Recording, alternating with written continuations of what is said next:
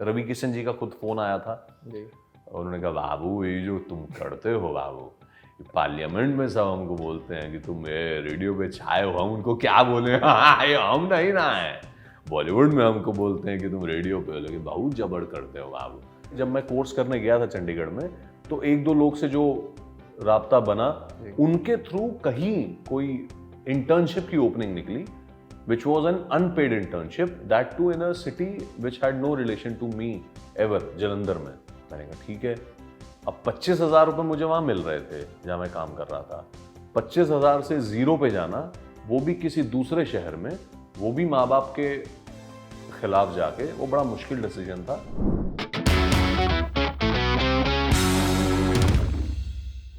नमस्कार, मैं रजत, आप देख रहे हैं योर स्टोरी हिंदी का खास शो 12वीं पास, जिसमें हम हर हफ्ते एक नए करियर ऑप्शन पे बात करते हैं। आज की वीडियो में हम एक ऐसे करियर ऑप्शन पे बात करेंगे जिसमें आपकी तरक्की इस बात पे डिपेंड करती है कि आप अपनी आवाज़ से कितना ज़्यादा लोगों को एंटरटेन कर सकते हैं।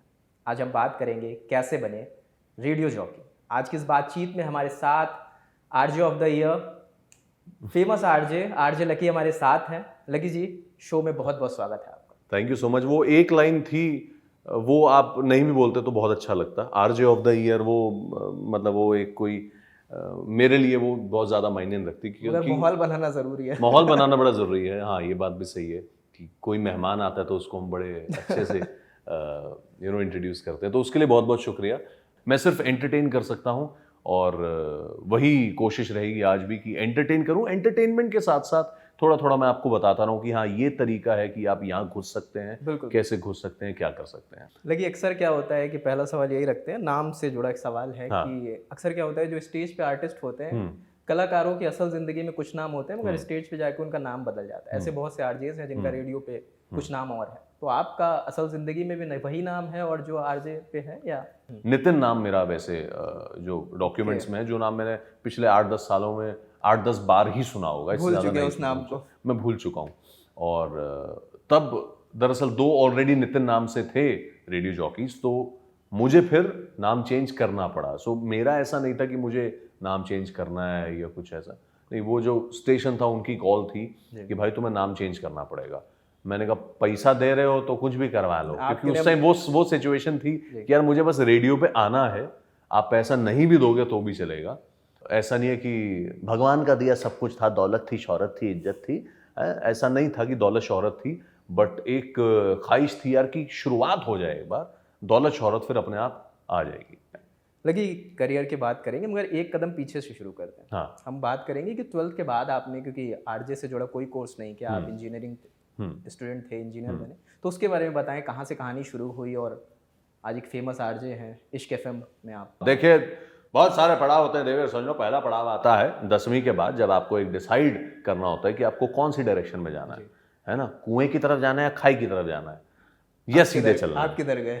मेरे लिए मतलब मैं बड़ा कंफ्यूज था। लाइक मेरी 10वीं क्लास में टोटल बच्चे 52 थे, 52, और उसमें से 48 या 49 जो थे उन्होंने लिया था मेडिकल या नॉन मेडिकल। 3 ही थे केवल जिन्होंने कॉमर्स लिया। So I also was not forced into engineering, but वो कहते हैं ना कि जब जिस तरफ बहाव चल रहा है आप उसी तरफ चल देते हो। तो मैंने उस टाइम पे नॉन मेडिकल लिया था। तो प्लेसमेंट्स जब हो रही थी तो मेरी कहीं प्लेसमेंट नहीं हो रही थी। 10 कंपनीज आई थी कॉलेज में। 10वीं कंपनी जो आई उसमें मेरा लकीली हो गया। तो मैंने कहा ये भी ऊपर वाले का प्रसाद है, ग्रहण कर लो। तब भी कोई ख्याल नहीं था कि इंजीनियरिंग नहीं करनी, या मेरे को कुछ नहीं आता, मैं क्या करूंगा उस कंपनी में जाके। तो कुछ नहीं सोचा था इस बारे में। पैकेज आ गया, 3.5 लाख पर ईयर का डिक्लेयर हो गया। हर्षोल्लास का माहौल, घर में पटाखे बम बज रहे हैं कि लड़के का सत्यम में हो गया। सत्यम उस टाइम पे बहुत बड़ी कंपनी मानी जाती थी। तो अब सत्यम के बाद there was a gap of 6 months कि 6 महीने बाद आपको बुलाया जाएगा, आप आ जाना। तो मैंने कहा जो 6 महीने का अंतराल है उसमें बीपीओ ज्वाइन कर लेते हैं, थोड़ा पैसा वैसा आ जाएगा। तो वहाँ 15-1 हज़ार रुपये बीपीओ मिल रहे थे, तो हमने वो ज्वाइन कर ली। 6 महीने के लिए बीपीओ करा। अब 6 महीने बाद कैंटीन में बैठे थे हम लोग, खाना वाना खा रहे थे, तो वो कैंटीन में बहुत बड़ा एक टीवी लगा हुआ था और वहाँ बड़ी बड़ी हेडलाइन आई, राजू नहीं है gentleman. Raju used to be the owner type Satyam के थे, राजू रामलिंगम थे या क्या नाम था उनका, राजू रामलिंगम। तो मैंने कहा मालिक को ऐसा कैसे कहा जा रहा है यार, राजू नहीं है जेंटलमैन। तो फिर फोन आने शुरू हो गए मुझे, जितने जो हमारे आसपास के जितने लोग का हो रखा था, अबे साले ये हो गया, वो हो गया, कैंसिल हो गई, फला चिला हो गया। अब हमारी हालत ख़राब, साले ये क्या हो गया, ये तो बड़ा अच्छा मामला चल रहा था और अब तो बिल्कुल ख़त्म हो गया मामला। उसके बाद घर में मातम कि अब क्या होगा। तो उसके बाद फिर एक चंडीगढ़ में एक फ्रेंड होती थी, उसने कहा था यहाँ से कोर्स कर ले आरजेइंग का। तो वहाँ से उधर को शिफ्ट हुए, घर वालों को समझाया, घर वाले हालांकि नहीं उस विचारधारा के थे कि ऐसा करना चाहिए। उन्होंने कहा था कि यहीं वेट कर लो कि टेक्निकल में शिफ्ट हो जाओगे। अच्छा लेकिन मैं वहाँ चला गया, वहाँ जाके कोर्स करा। अब उसके बाद भी कुछ नहीं है हाथ में, क्या करो।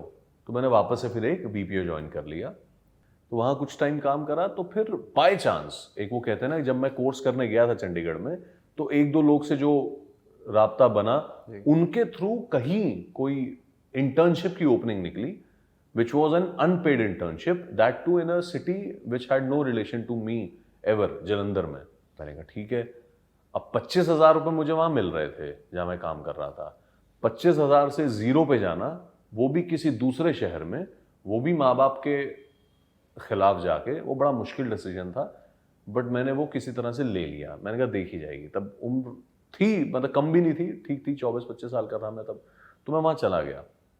किस्मत बहुत अच्छी थी कि 3 महीने वहाँ इंटर्नशिप करने के बाद मुझे दिल्ली में मेरी आवाज़ को पसंद किया गया किसी के थ्रू। अगेन कोई वहाँ पे मेरे जानकार निकले जिनको मेरी आवाज़ पसंद आई, उसी स्टेशन की कोई हेड थी, उन्होंने मुझे दिल्ली रेफ़र करा। दिल्ली में OFM 104.8 वहाँ पे रिक्वायरमेंट थी एक सस्ते आरजे की, जो फटाफट से आ जाए और जो पैसे ना ले ज़्यादा। तो मैं दोनों में फिट हो रहा था। मैंने कहा मंजूर है, तो मैं आ गया। तो वहाँ से शुरू हुआ 2011 से सिलसिला। क्या सैलरी थी तब आपकी? तब मेरी काट कूट के 11,180 मिलते थे मुझे। तो वो रिश्ता कबूल कर लिया गया। तो वो रिश्ता कुछ टाइम एक कंपनी में कायम रहा, कहीं और से ऑफर आया तो यहाँ बढ़ा, फिर किसी और कंपनी में गए तो वहाँ पैसे बढ़े, फिर वहाँ से वहाँ, वहाँ से वहाँ। तो 2-3 जगह मैं घूमा हूँ और वापस से मैं उसी फ्रीक्वेंसी में अब आ गया हूँ, 104.8। जहाँ से शुरुआत की थी वहीं वापसी आ गया हूँ। कुछ गुना सैलरी बढ़ी है, जितनी भी बढ़ी है, बट हाँ अच्छा रहा जो सफ़र रहा। बात कर लेते हैं जो कोर्स का जिक्र हुआ कि कोर्स का क्या स्ट्रक्चर रहा, क्या कोर्स में सिखाया जाता है जो रेडियो के लिए करते हैं? ऑनेस्टली बताऊं तो कोर्स करने का एक ही फ़ायदा रहता है कि आपके कॉन्टैक्ट्स बन जाते हैं। जी। क्योंकि अगर आप कोर्स करने के लिए जा रहे हो, अगर आप में कुछ भी नहीं है, मान लीजिए अगर आप ऐसे ही चले गए जैसे मैं चला गया था, तो अगर मेरे अंदर कुछ भी ना होता तो मैं शायद 0 से 10 या 20 तक पहुंच जाता। लेकिन आप ये नहीं कह सकते कि आप 0 से आप 100 पहुंच जाएंगे और आपका हो ही जाएगा वहां पे। So probability of getting a job or may be an internship through a course is very limited. तो ये कहना गलत होगा कि आपने कोर्स कर रखा है तो आपने रेडियो कर लिया, आप बन गए, नहीं, वो बड़ा मुश्किल होता है। तो मैंने कोर्स करा था, उस कोर्स का मुझे इकलौता फायदा जो हुआ था वो ये था कि मेरे 2-3 कॉन्टैक्ट्स बन गए।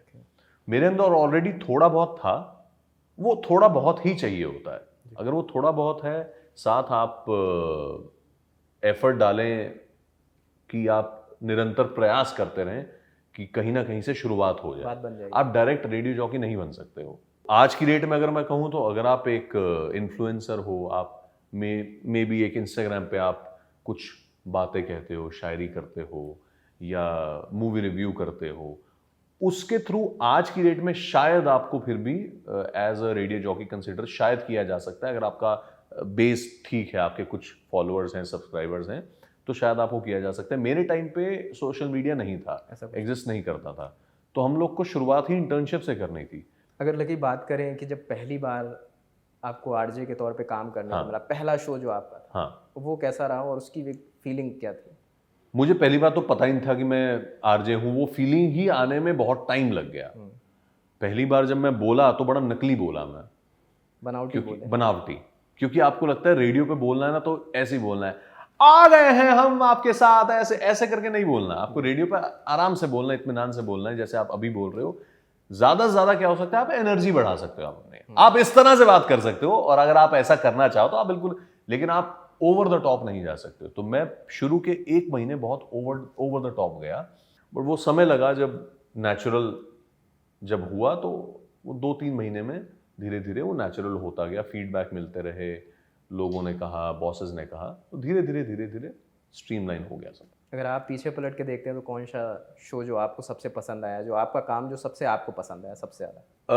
पीछे देखूं या अभी का देखूं, कंपेयर अगर मैं करूं तो अभी जो मैं एक सेगमेंट करता हूं, कवि किशन करके एक मेरे रेडियो पे चलता है, जो स्पूफ है रवि किशन की आवाज़ का। उसका कर कुछ हल्का सा करके दिखा देते हैं। हाँ बाबू, हाँ, उनका हंसी बहुत पॉपुलर है बाबू। तो उसमें हम क्या करते हैं बाबू, एक रवि किशन के जैसा आवाज़ है और एक मनोज तिवारी जी का आवाज़ है, तो दोनों का जो है बातचीत होता है उसमें। तो it is based on love, क्यों प्यारिश मोहब्बत सब करते हैं, बीवी से डांट सब खाते हैं, पंगे भी सब लेते हैं, तो एक बड़ा ना वो एक खट्टा मीठा सा एहसास जो है शायरी के माध्यम से वो लोग उतारते हैं।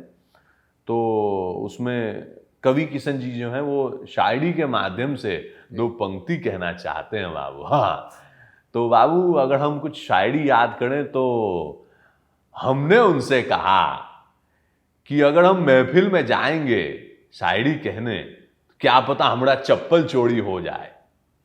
तो वो हमसे बोली आप शायरी शुरू करके तो देखिए, इतनी मिलेंगी आप गिन नहीं पाएंगे। हाँ, तो ऐसा करेगा। मुझे एग्जैक्टली शायरी याद नहीं है कोई अच्छी सी, बट उसमें यही फॉर्मेट होता है कि प्यार से रिलेटेड शायरी होती है और थोड़ा सा नमक डालते हैं मनोज तिवारी अपनी आवाज़ का, और बड़ा कमाल का एक स्पार्कलर निकल के आता है, जिसके लिए मुझे रवि किशन जी का खुद फ़ोन आया था और उन्होंने कहा बाबू ये जो तुम करते हो बाबू, पार्लियामेंट में सब हमको बोलते हैं कि तुम ये रेडियो पे छाए हो, हम उनको क्या बोले, हाँ ये हम नहीं ना है, बॉलीवुड में हमको बोलते हैं कि तुम रेडियो पे हो, लेकिन बहुत जबर करते हो बाबू।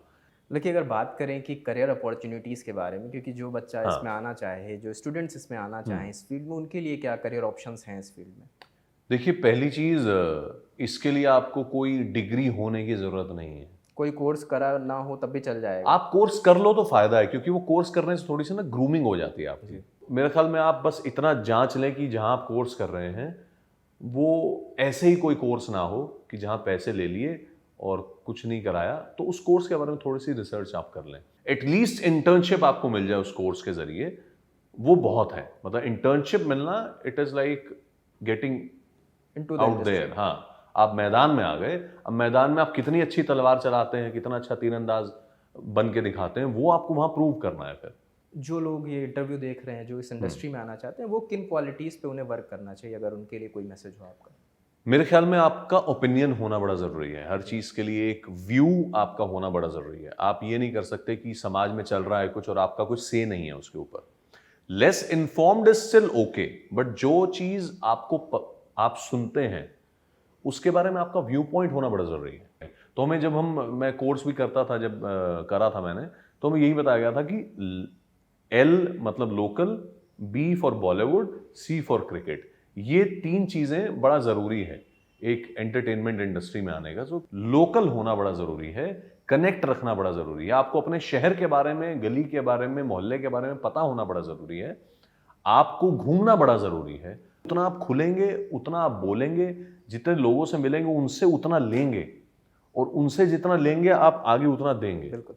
क्योंकि जब तक आपके पास एक इंसान अपने आप नहीं चीज़ डेवलप कर सकता, जब तक फीड नहीं जाएगी उसमें, तब तक वो कैसे आगे उसको एक्सप्रेस करेगा। तो फीड लेना बड़ा ज़रूरी है। जितना आपसे हो सके आप लोगों से मिलिए, जितना एक्सट्रोवर्ट आप हो सकते हैं उतना होइए, वो एक की पॉइंट है। लास्ट में एक रिक्वेस्ट है कि एटलीस्ट जो 2 मिमिक वॉइस आपको सबसे पसंद, उसमें एक छोटी सी अपील हमारे योर स्टोरी हिंदी के लिए लाइक और सब्सक्राइब की। कभी कभी मेरे दिल में सवाल आता है कि 12वीं के बाद बच्चा इतना कंफ्यूज क्यों हो जाता है। कंफ्यूज होना बिल्कुल लाजमी है नंदिनी, लेकिन झूठ बर्दाश्त नहीं होता घर वालों से भी और किसी से भी। इसलिए झूठ बोल के मत करना कोई काम, जो काम करना हो दिल से करना। और बस यही कहना चाहता हूँ कि जितने भी देख रहे हैं मुझे, छोरा और छोरी, सब्सक्राइब कर लो टू योर स्टोरी। बहुत बहुत शुक्रिया लकी, बात करके बहुत अच्छा लगा, और मुझे लगता है कि जो इस इंडस्ट्री में आना चाहते हैं उन्हें एक वीडियो में सारी जानकारी मिल जाएगी। बहुत बहुत शुक्रिया, आपने इतना समय दिया योर स्टोरी हिंदी को।